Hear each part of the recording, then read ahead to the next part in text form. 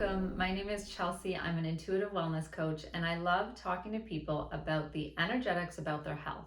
And today I want to go even deeper into energy, as in energy work. A lot of the work I do would be described as medical intuition or energy work, energy shifts, distance healing, that kind of thing. I like to call myself an intuitive wellness coach since I'm taking experiences from my almost 10 years as a licensed naturopathic doctor, as well as my intuitive hunches and just general gifts and skills from all the way back in childhood to the modalities that I've trained in more recently as quote unquote energy work. So I wanted to describe today a little bit about the feeling of energy work and why some people experience it one way, and then why some others may not quite feel the shifts and what that means. And it's not necessarily a bad thing. So most of my clients will feel lighter. Across the board, that's generally when I ask for feedback about how things are feeling after we do energetic work, I'll hear lighter. When we unburden the system, that's just generally what happens. The density of the energy of those blocks is removed and you are allowed to elevate your frequency, feeling lighter. Some people feel more peaceful, relaxed, more joy. They'll have more energy. They'll feel more, the word alive almost comes, like things are alive and awake for them now. They've kind of had a cloud removed. They may have physical responses as well, so they may feel more tired as their body integrates. They may feel a boost of energy. They may have an actual sigh of relief. And that's all good and well. But what happens if you don't feel that? Is it still working, and what's going on? So that's what we really want to dial in on today. So one of the reasons why you may not feel something in the body or feel that more energetic lifting is because the nervous system is still attuned in that more survival state.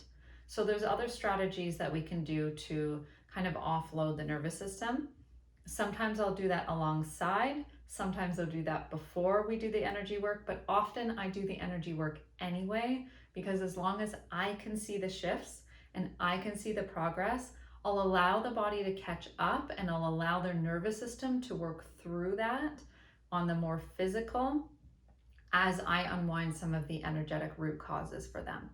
So there can be a little bit of this lag period where I'm seeing the progress, but the client can't quite tune in yet as to what's happening, which I'm fine with, as long as you're communicating that with your client. If you're doing the energy work yourself, that's what I think is most important. And as long as the client is seeing changes in some other way. So it could be in their relationships they're noticing, or in how other interactions are going, or they may be getting more signs externally to them. Often there's some other thing going on that can indicate to them and you that there's a shift going on other than just what you see. So it's important to be aware of that. The other aspects that I see as blocks to feeling is the mental space. So if someone's really caught up in what's going on mentally, even what they're going to plan for dinner that night, or they're really caught up in the story of what's going on with the energy, which I try to avoid. If we're taking really detailed notes of every little thing that's been happening in the session, that keeps you more in the mental space versus in the heart space. And the energetic shifts will happen when you're more in the heart space versus the head. Now, sometimes we'll be doing shifts for the mental space, but you don't want to be sitting in the mental space while you're trying to do the shifts. You won't feel the impact as much, generally speaking. The other aspect is trust. So there needs to be an element of trust between your practitioner and yourself. So that's where I look for alignment at the very beginning of working with someone. I will not do a 90-day program with someone if I don't feel like they are at least capable of opening up to that level of trust, because sometimes there's blocks and reasons why that trust is not fully there. But there has to be a full body yes for both of us working together, is how I always explain that. But the trust piece, again, there can be other blocks that create that. For example, religious blocks are one of those. So you may have from a past life, there could be this belief that you can't work with energy people because that's, blasphemous.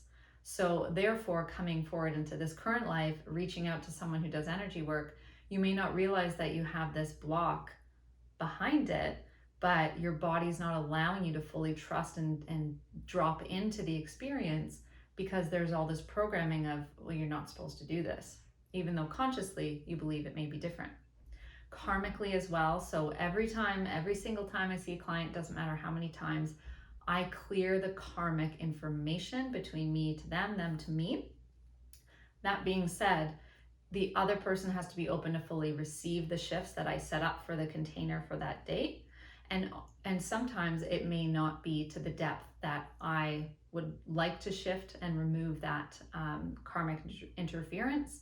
And so again, that's generally a block in the trust because of a karmic something in the past. So we may have had a relationship in a past life that was not really feeling in your highest best. So if that information is carrying forward and you're not willing to drop it, then that would be where one of those blocks comes in. Again, with my clients, I basically screen for all of that, so that's not generally an issue. But if you're working with someone, these are the types of things that if you're the energy practitioner, you want to be considering, as well as if you're working with someone doing this work yourself as the client, then these are the types of things you may want to ask or just be mindful of. And it's always good to remember as well that you can always choose to move on from a practitioner. I recommend communicating any concerns, but it also can be an indication to dig deeper. What's behind that? To really get curious. And if you're working with someone in a supportive space, you should be able to work through those triggers and those blocks and see what's underneath that so you can shift and move it if you so desire. The other type of block that can prevent you from feeling like you're moving forward or feeling like something in the body is occurring with the energetic shifts is interference energy. So this would be what we would call more of like a negative energy or entity coming into the field and preventing you from fully connecting into that full highest potential that you have for various reasons. There can be a little bit of collective stuff. There can be things that, again, karmically, that can come in a lot. That's something that you kind of have to sort out with your energy practitioner, who should be able to see if there's any interference in the actual connection between you and that practitioner, because that should be bubbled as a safe space for both of you. So I hope that gives you a bit more insight into energetic work and how you would feel or sense that in the body or not. And if this is the type of thing that is interesting to you, I bet you'd be a great fit for Alignment Collective, which is a group community program that I have created. It's a place where fellow intuitives can come and chat with one another with my guidance and support, figuring out what is in your highest alignment and what other things may be aligned for you for your own health potentials. And if you want to do this type of work with others and you want to expand more into that and how that works, it's not a certification program or coaching, so to speak, but it's a place to explore all of those options and avenues and really learn what is in your highest alignment for your highest best potentials. So I hope you'll join us if you feel called to. I'll leave the link and information below. And until next time, I hope you keep expanding and exploring your intuitive gifts and skills. It really is not only so important, I believe, but it should be really fun as well. So take care. Till next time.